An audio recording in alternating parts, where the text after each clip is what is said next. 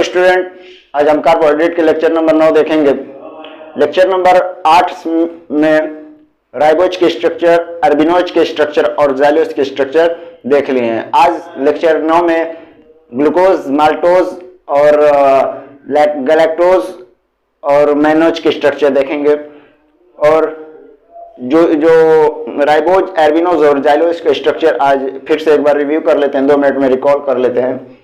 तो सबसे पहले राइबोज में क्या बताया था कि इसमें सभी तीनों OH एक साइड में थे, उसे राइबोज। दूसरे कार्बन पे OH लेफ्ट साइड हो तो उसे अरबिनोज, और तीसरे कार्बन पे OH लेफ्ट साइड हो तो उसे जाइलोज। अरबिनोज का C2 इपीमर राइबोज बताया था और अरबिनोज का C3 इपीमर जाइलोज बताया था। उसके बाद राइबोज का स्ट्रक्चर और अरबिनोज का स्ट्रक्चर और जाइलोज का स्ट्रक्चर हो चुका था, और इसमें ग्लूकोज, मैनोज और गैलेक्टोज का स्ट्रक्चर देखेंगे। तो सबसे पहले राइबोज का और अरबिनोज का और जाइलोज का स्ट्रक्चर एक बार और रिकॉल कर लेते हैं ताकि फिर से माइंड में आ जाए। अच्छा, आज का लेक्चर बहुत ही इंपॉर्टेंट होने वाला, क्योंकि जैसे जैसे लेक्चर आगे बढ़ेंगे वैसे वैसे अच्छी अच्छी टॉपिक आएंगी और पढ़ने में भी मजा आएगा। तो मेनली राइबोज, अरबिनोज और जाइलोज का। राइबोज में हमारे शरीर में न्यूक्लियस होता है, उसमें 2 न्यूक्लिक एसिड, जो न्यूक्लियस होता है उसमें जूस भरे होते हैं, उस जूस को न्यूक्लिक एसिड बोलते हैं। और जो 2 न्यूक्लिक एसिड होता है उसमें 2 न्यूक्लिक एसिड होता है, पहला RNA और दूसरा DNA। आज इसके बारे में बात कर लेते हैं, अगर ये टॉपिक खुल गई है तो। RNA और DNA क्या होता है? RNA और DNA न्यूक्लिक एसिड होता है जो हमारे न्यूक्लियस में जूस के रूप में उपस्थित होते हैं। तो राइबोज, अरबिनोज और जाइलोज को फिर से एक बार देख लेते हैं। तो ट्रिक क्या था इससे पहले वाले वीडियो में,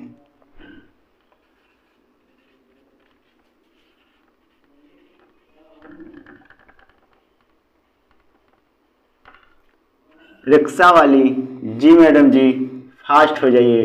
कौन आ रहा है? सलीम आ रहा है। Ribose, arabinose, xylose, glucose, mannose, galactose, fructose, sucrose, lactose, maltose. फिर से एक बार, ribose, arabinose, xylose, glucose, mannose, galactose, fructose, sucrose, lactose, maltose. Ribose का स्ट्रक्चर हो चुका था, अरबिनोज का स्ट्रक्चर हो चुका था, जाइलोज का स्ट्रक्चर हो चुका था। आज देखना है ग्लूकोज, मैनोज, गैलेक्टोज। इसके बाद अगले वाले वीडियो में फिर फ्रक्टोज, सुक्रोज, लैक्टोज, माल्टोज। ये तीनों क्या है? डाइसेक्राइड, ये मोनोसेक्राइड, ये एल्डोपेंटोज, एल्डोहेक्सोज, एल्डोकीटोज। इसमें फ्रक्टोज में कीटोनिक ग्रुप बताया था। सबसे मीठी शर्करा फ्रक्टोज, सबसे मीठी शर्करा फ्रक्टोज। तो राइबोज क्या था? तीनों क्या था? एल्डोपेंटोज। एल्डोपेंटोज का मतलब एल्डिहाइड ग्रुप प्रेजेंट हो, और पेंटोज का मतलब 5 कार्बन की सीधी चेन हो, एल्डोपेंटोज। तो एल्डोपेंटोज में क्या था? CHO एल्डिहाइड ग्रुप, एल्डोपेंटोज 5 कार्बन की सीधी चेन, 1 2 3 CH2OH। अच्छा, ये जो लाइन खींचा जा रहा है, इस बिंदु पर, इस बिंदु पर, इस बिंदु पर कार्बन प्रेजेंट होता है। इसे ऐसे भी लिखा जा सकता है, CHO CH1 2 3 4 5 CH2OH, OH, OH, OH, OH, H, H, ये हो गया। ऐसे भी राइबोज का स्ट्रक्चर लिखा जा सकता है, लेकिन कार्बोहाइड्रेट मेनली प्रोजेक्शन द्वारा दर्शाया जाता है, फिशर प्रोजेक्शन। तो फिशर प्रोजेक्शन में कार्बन को दिखाया नहीं जाता है। फिशर प्रोजेक्शन ने जब स्ट्रक्चर ड्रॉ किया था तो कार्बन को दिखाया नहीं था। OH, OH, OH CH2OH HHH दोनों फॉर्म में लिखा जा सकता है। क्या है? राइबोज, सभी OH राइट साइड, तो राइबोज दोनों फार्मूला क्या है? राइबोज। तो ये राइबोज, दूसरा होगा एल्बिनोज जाइलोज। तो राइबोज जब आ ही गया तो इसे डिटेल देख ही लेते हैं, राइबोज है क्या।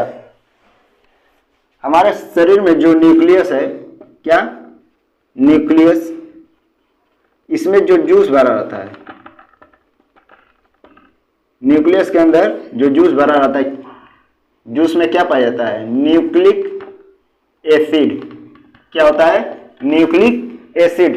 न्यूक्लिक एसिड दो प्रकार की होती है। कौन कौन सी इसमें न्यूक्लिक एसिड होती है? पहला होता है आरएनए और दूसरा DNA. RNA ribose nucleic acid, deoxyribose nucleic acid. ठीक, ribose nucleic acid, deoxyribose nucleic acid. तो इसे डिटेल देख लेते हैं, राइबोज और डीऑक्सी राइबोज क्या होता है। तो जब राइबोज का स्ट्रक्चर क्या था? CHO 1 2 3 CH2OH OH OH OH HHH, ये क्या था? Ribose nucleic acid. दूसरा खींचेंगे DNA, deoxy ribose nucleic acid, यही तो है। तो इसे हावर्थ प्रोजेक्शन द्वारा दर्शाया जाता है। कैसे?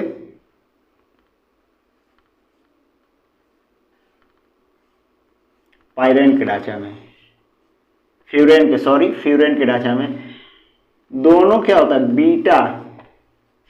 बीटा आइसोमर होता है, या बीटा एनोमर बोल सकते हैं, बीटा एनोमर। OH यदि राइट साइड हो उसे डाउन में लिखते हैं, यदि लेफ्ट साइड हो तो उसे अप में लिखते हैं। D से डाउन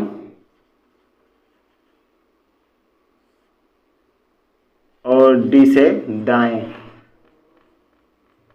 ठीक, यदि OH राइट साइड हो, मतलब दाएं साइड हो, तो उसे डाउन, और लेफ्ट साइड हो तो अप लिखेंगे।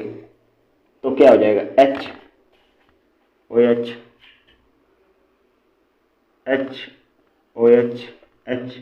OH एक CH2OH को सबसे ऊपर बैठाएंगे और H। ये क्या है?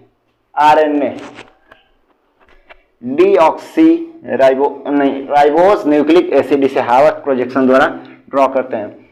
इसे ड्रॉ कैसे करते हैं? इसे मतलब इस फॉर्म में गया किसे, इसे खोल के दिखाते हैं। C++O H C CH2OH OH OH OH H जब इसे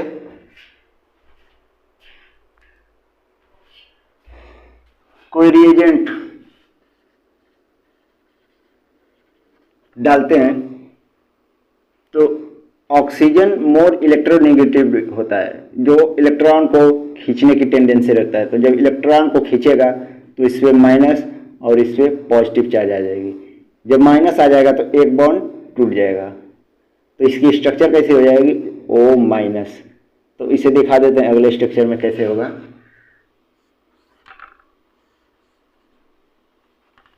क्या हो जाएगा? O-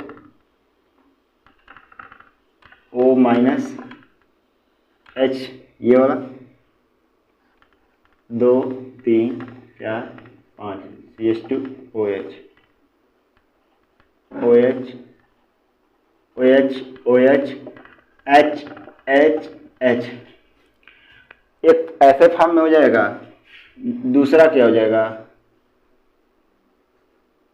O- इधर H C 3 4 CH2OH OH OH OH H H।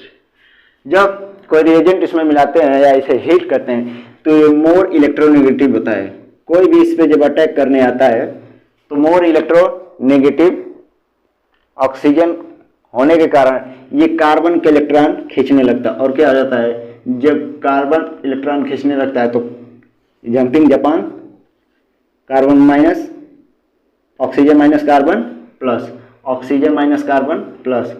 फिर यहाँ से जब हीटिंग के पश्चात ये H प्लस अपना दे देता है और H प्लस और O माइनस, तो H प्लस निकल कर O माइनस के पास और O C के पास अटैच होता है, तो ये H प्लस निकल के OH बना लेता है और O कार्बन के साथ बाइंड हो जाता है, तो बॉन्ड बना लेता है।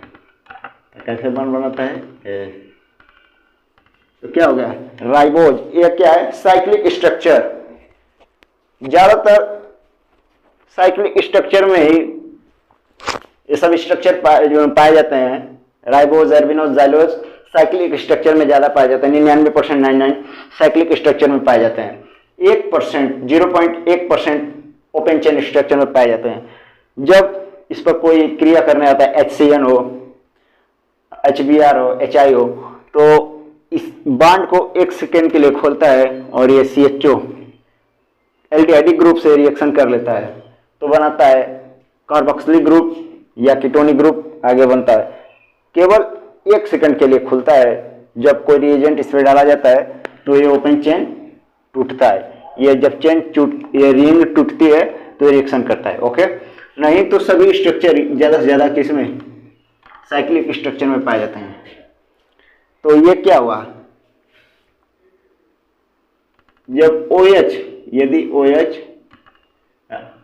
राइट साइड हो तो इसे अल्फा एनोमर बोलेंगे, और यहाँ पे H टूटकर O माइनस के पास, H प्लस टूटेगा O माइनस के पास और O कार्बन के साथ बॉन्ड बना लेगा, रिंग। तो इसे O को यहाँ दिखा दे स्टेप, तो इसे बीटा एनोमर बोलेंगे। याद कैसे रखेंगे कि ये बीटा ये अल्फा कैसे, तो याद रखने के लिए B से बाएं और B से बीटा। बाएं से याद रखेंगे बीटा एनोमर, क्या याद रखेंगे, बाएं से बीटा एनोमर, और अल्फा राइट साइड हो तो अल्फा एनोमर। एनोमर क्यों बोलते हैं कि पहला कार्बन पे ये क्रिया हुई है, इसे इसलिए एनोमर बोलते हैं। लेकिन यदि C2 C3 C4 पर होगी तो उसे क्या बोलेंगे, ईपीमर बोलेंगे। बताया था एनोमर और ईपीमर का कंसेप्ट। तो एनोमर C1 कार्बन जो होता है जिसमें OH ग्रुप का चेंजिंग होता है उसे एनोमर बोलते हैं। देखिए अल्फा एनोमर और बीटा एनोमर बताया था। C1 कार्बन पे यदि OH का विन्यास चेंजिंग हो, configuration of change in C1 carbon, तो उसे क्या बोलेंगे, एनोमर। क्या, अल्फा एनोमर, बीटा एनोमर। इसके बाद अल्फा एनोमर और बीटा एनोमर, इसे हावर्थ प्रोजेक्शन द्वारा दर्शाया जाता था। हावर्थ प्रोजेक्शन कैसे दर्शाएंगे, इसी को हावर्थ प्रोजेक्शन में फ्यूरेन के पहला कार्बन, दूसरा कार्बन, तीसरा कार्बन, चौथा कार्बन, पांचवा कार्बन, तो यहाँ पे पहला ऑक्सीजन उसको बीच में कर देते हैं। पाइरेन का ढांचा ऐसा ही होता है। पाइरेन का संरचना इसी तरह खींचते हैं। पाइरेन एक फ्यूरेन है, पाइरेन का ढांचा ऐसे होता है पाइरेन। लेकिन ये फ्यूरेन पे बैठेंगे क्योंकि पेंटागन, तो एक पेंटागन खींचेंगे और एक हेक्सागन है, तो ये ग्लूकोज के स्ट्रक्चर पर और ये राइबोज के स्ट्रक्चर पर पेंटागन खींचेंगे इसके लिए। ओके, तो पेंटागन में OH और H कहाँ भरेंगे, तो यदि OH राइट साइड हो, जिसे D से दाएं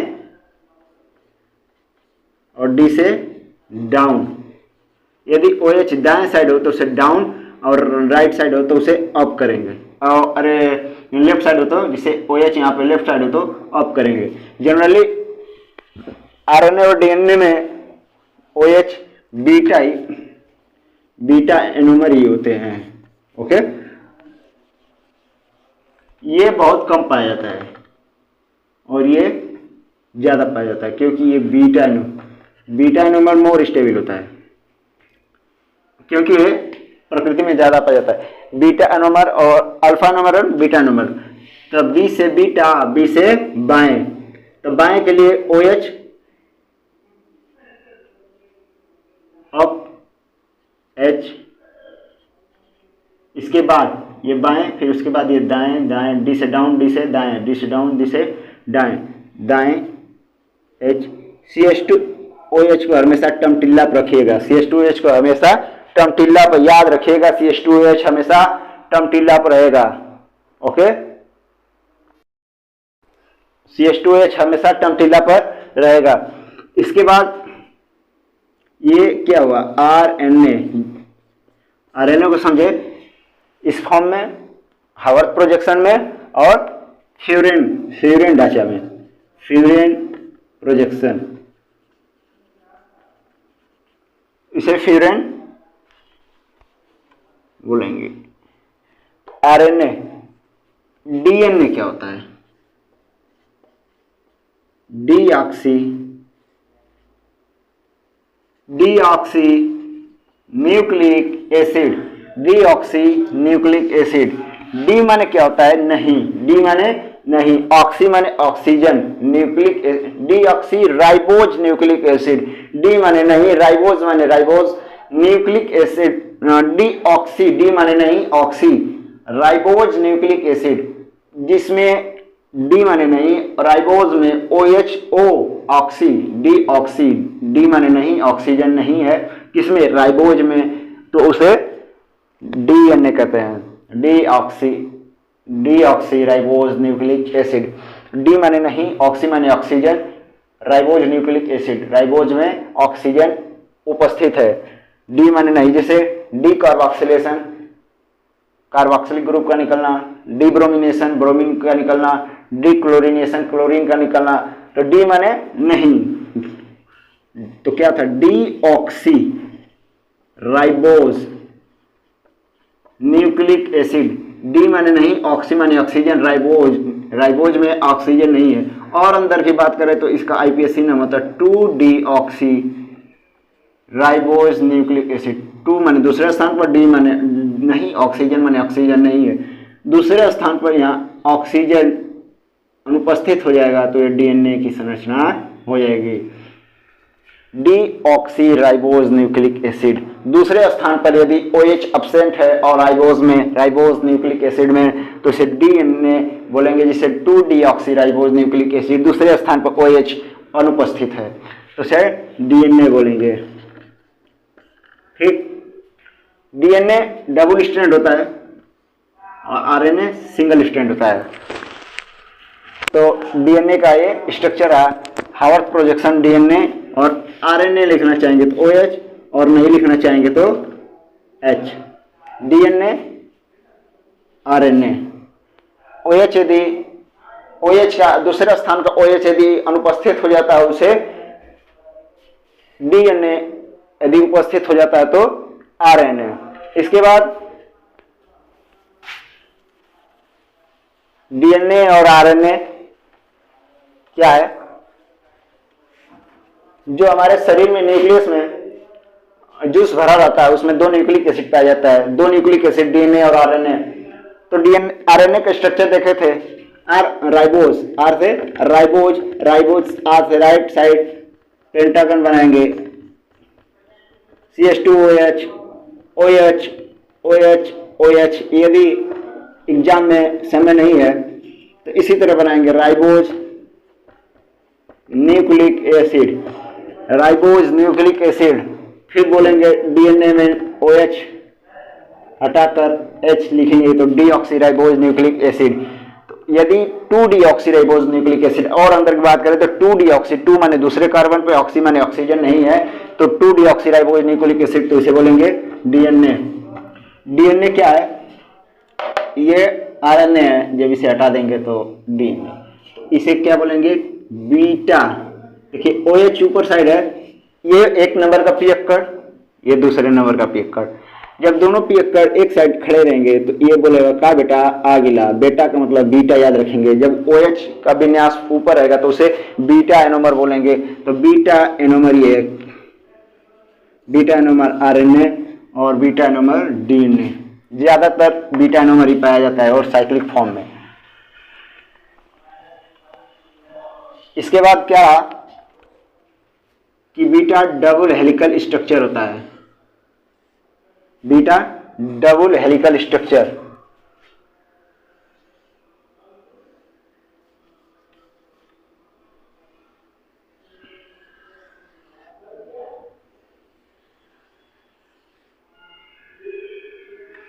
beta double helical structure DNA double helical structure, D से दो और डीएनए में डी से तो दो हेलिकल स्ट्रक्चर और आरएनए में एक हेलिकल स्ट्रक्चर। इसी से टूटकर आरएनए बनता है। आरएनए क्या होता है? प्रोटीन सिंथेसिस करता है। आरएनए प्रोटीन का वित्तीकरण या प्रोटीन का संदेशवाहक होता है। ये प्रोटीन का सिंथेसिस का कंट्रोलर होता है। जब प्रोटीन को कई भागों में टूटता है तो ये कंट्रोल करता है। डीएनए और आरएनए प्रोटीन को तोड़ने में कार्य करता है। Synthesis of protein, DNA RNA क्या है? सिंथेसिस ऑफ प्रोटीन और कंट्रोल आरएनए डीएनए क्या है? Synthesis of protein controller. तो डीएनए डबल स्ट्रैंड होता है और आरएनए सिंगल स्ट्रैंड होता है। ये बीच में सटा नहीं है, ऐसे गैप, ऐसे डीएनए ऐसे गैप है बीच में। डीएनए के बीच की दूरी डायमीटर क्या है? 20 एंगस्ट्रॉम। डायमीटर इसकी 20 एंगस्ट्रॉम। एक सिंगल स्ट्रैंड में 10 बेस पेयर आते हैं। बेस पेयर क्या है? चारगाफ्स रूल। चारगाफ्स ने अपना एक बेस पेयर दिया था। ATGC कंपटीशन के लिए बहुत ही इंपॉर्टेंट है, पूछता है। ATGC पाया जाता है आरएनए डीएनए। तो ATGC डीएनए में पाया जाता है। DNA adenine thymine guanine cytosine, adenine thymine guanine cytosine DNA में पाया जाता है। और आरएनए में एक चीज यही बदल जाता है, AUGC। इसका स्ट्रक्चर भी अगले लेक्चर में बताऊंगा। Adenine uracil guanine cytosine, adenine uracil guanine cytosine. ये जो एडेनिन और ग्वानिन है ये प्यूरिन के ढांचे पे होता है। प्यूरिन का स्ट्रक्चर ये होता है, देखिए प्यूरिन के ढांचे पर होता है। तो ये BSc लेवल के लिए है, इस इंटर लेवल के लिए इंपॉर्टेंट नहीं है। तो बस ये पूछता है कि डीएनए में क्या है और आरएनए में कौन सी एसिड पाए जाते हैं। Adenine uracil guanine cytosine, DNA में एडेनिन थायमिन ग्वानिन साइटोसिन। तो इसमें NH2 ग्रुप लगाएंगे, NH। ये क्या है? एडेनिन का स्ट्रक्चर। ग्वानिन में क्या होगा? यहाँ पे OH हो जाएगा, यहाँ पे NH2 हो जाएगा। Guanine, adenine guanine cytosine, adenine guanine cytosine और यूरेसिल आरएनए में, adenine thymine guanine cytosine DNA में। तो ये डबल हेलिकल स्ट्रक्चर होता है। एक सिंगल स्ट्रैंड में 10 बेस पेयर होते हैं। बेस पेयर का मतलब एक ATGC और AT एक और GC एक। तो इसी तरह इसमें 10 बेस पेयर होते हैं, ATGC। इसी तरह करते करते 10 बेस पेयर इसके अंदर प्रेजेंट होते हैं। चारगाफ्स रूल एक IIT में या और BHU में या अदर भी कहीं एग्जाम में कंपटीशन में दे देगा। एक बेस पेयर का कोड, एक पॉलीन्यूक्लियोटाइड का जो बेस है दिया है ATCCG, तो उसकी दूसरे कोडिंग की स्ट्रक्चर मतलब दूसरे कोडिंग की बेस पेयर क्या होगी? तो चारगाफ्स रूल क्या बोलता है? GC। A डबल बॉन्ड से और C ट्रिपल बॉन्ड से। बॉन्ड कैसा होगा? Hydrogen bond, hydrogen bond. तो A double bond, double hydrogen bond से, हाइड्रोजन बॉन्ड A T के साथ और G ट्रिपल हाइड्रोजन बॉन्ड के साथ लगा रहेगा। तो A का T और G का C, तो A T T A C G C G G C। Double bond, double bond, triple bond, triple bond, triple bond. तो हाइड्रोजन बॉन्ड द्वारा जुड़ा रहता है, यही कोडिंग है इसकी ATGC। और RNA में AUGC, बस एक चीज बदलता है, टी की जगह थायमिन की जगह यूरेसिल। इसका भी स्ट्रक्चर अगले वीडियो में देख लेंगे। तो डीएनए में क्या रहा? डीएनए डबल हेलिकल स्ट्रक्चर है, इसमें इसका डायमीटर 20 एंगस्ट्रॉम होता है और एक बेस पेयर के बीच की दूरी कितना होती है? 80। इसके बाद जो GC है, GC इसके बीच की दूरी 3.4 एंगस्ट्रॉम होती है। तो 10 बेस पेयर के बीच की दूरी 34 एंगस्ट्रॉम। 10 बेस पेयर की दूरी, जैसे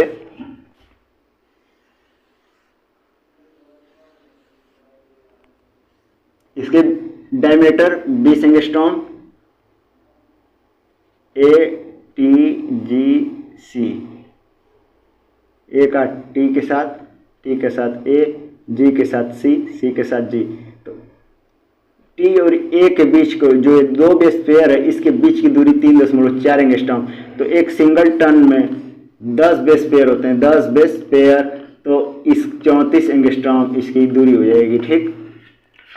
और ये 3 प्राइम P और 5 प्राइम OH होगा, तो ये 5 प्राइम P 3 प्राइम OH होगा। ये क्या चीज़ है, अगले वीडियो में हम समझाएंगे, इसके लिए एक अलग से वीडियो बनेगा। क्योंकि पॉलीन्यूक्लियोटाइड जब पढ़ाएंगे न्यूक्लिक एसिड का पॉलीन्यूक्लियोटाइड, तब उसमें समझाएगा न्यूक्लिक एसिड में न्यूक्लियोसाइड और पॉलीन्यूक्लियोटाइड चेन जब पढ़ाएंगे, तो इसमें बताएंगे कि 3 प्राइम P और 5 प्राइम OH और 5 प्राइम P 3 प्राइम OH क्या होता है। उसी स्ट्रक्चर में जो पायरेन फ्यूरिन का स्ट्रक्चर बनाया था, इसी से इन्वॉल्व है, यहीं से OH ग्रुप और ये यहाँ से फास्फोरिक एसिड जुड़ा रहता है, यहीं से बोल रहा जाता है 3 प्राइम P 5 प्राइम OH, ठीक है। तो इसे अगले वीडियो में बताएंगे। तो अगले वीडियो बहुत ही बड़ा लेक्चर हो गया, तो इसके लिए अगले वीडियो में ग्लूकोज, माल्टोज और सेलुलोज और राइबोज स्ट्रक्चर बताएंगे। इतना ये 25, इसमें DNA RNA देख लिए इसका डिटेल, और RNA और DNA का डिटेल हो गया। इसके बाद कल 10वें लेक्चर में ग्लूकोज और क्या मैनोज और फ्रक्टोज और सुक्रोज, लैक्टोज और माल्टोज का देखेंगे क्या था, RX GMG FLM। रिक्शा वाली जी मैडम जी फास्ट हो जाइए, कौन आ रहा है? सलीम। तो रिक्शा 23 नंबर जी मैडम जी 24 नंबर। तो glucose, mannose, galactose, fructose, sucrose, lactose, maltose का स्ट्रक्चर देखना है। किसके देख लिया? राइबोज का जो डिटेल देख लिया। राइबोज हमारे शरीर में न्यूक्लियस पाया जाता है, जिसमें न्यूक्लिक एसिड पाया जाता है। न्यूक्लिक एसिड का जो जूस होता है, DNA और RNA होता है, दो प्रकार के। तो RNA को देखे, RNA का स्ट्रक्चर देखे थे, क्या था? CHO 1 2 3 OH, सभी OH right side, CH2 OH। तो इसे बोलेंगे RNA, राइबोज न्यूक्लिक एसिड। और जब दूसरे स्थान पर OH एब्सेंट हो जाएगा तो उसे डीऑक्सी राइबोज न्यूक्लिक एसिड। तो अगला लेक्चर कल के वीडियो में बनाया जाएगा। तो अगला लेक्चर होगा glucose mannose, galactose, fructose, sucrose, lactose, maltose, इस पर देखा जाएगा। तो आज के लिए बहुत ज़्यादा हो गया, इसके लिए अगला वीडियो बनाएगा। Okay, thanks. और एक बात, जब हमारे वीडियो में कोई भी कमी हो तो आप कमेंट करके जरूर बताएं। Okay, thanks.